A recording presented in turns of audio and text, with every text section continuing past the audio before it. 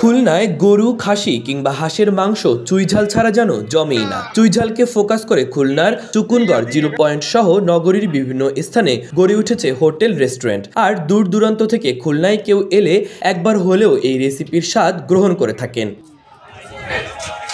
খুলনা, যশোর, সাতক্ষীরা, বাগেরহাট ও নড়াইল এলাকায় এই চুইঝাল মশলা হিসেবে খুব জনপ্রিয়। আবার খুলনা অঞ্চলের চুইঝালের কদর রয়েছে দেশ জুড়ে। এজন্য খুলনায় এটি বাণিজ্যিকভাবে চাষাবাদ হচ্ছে। চুইঝালের চারা সারা দেশেও ছড়িয়ে পড়েছে। গাছটির চারা, কাণ্ড, লতা ও শিকড় বিক্রি করে জেলার অনেকেই স্বাবলম্বী হয়েছেন। পাশাপাশি একে কেন্দ্র করে গড়ে উঠেছে অর্ধশতাধিক চুইঝালের মাংসের হোটেল, রেস্টুরেন্ট। নগরীর গোল্লামারী বাজারের চুইঝাল বিক্রেতা মোহাম্মদ শাহিনুর মল্লিক জানান, শুরু করে আপনার 1500 টাকা পর্যন্ত কেজি আছে। আপনার গ্রেড হিসেবে আছে, ভালো মন্দ মিক্স করে এটার দাম কম বেশি আছে। 100% গ্যারান্টি। খুলনা চুইঝাল ছাড়া মানুষ গরুর মাংস, হাঁসের মাংস, তরকারিতে ছাড়া এগুলো ছাড়া চলে না।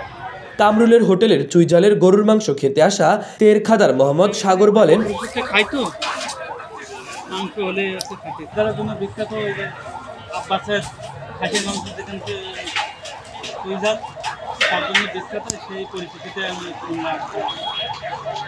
খুলনায় চুইঝালের চাহিদা অনেক। এখানে সবচেয়ে বেশি বিক্রি হয়। এটি গরুর মাংসের স্বাদ ও গন্ধকে সম্পূর্ণ পরিবর্তন করে দেয়।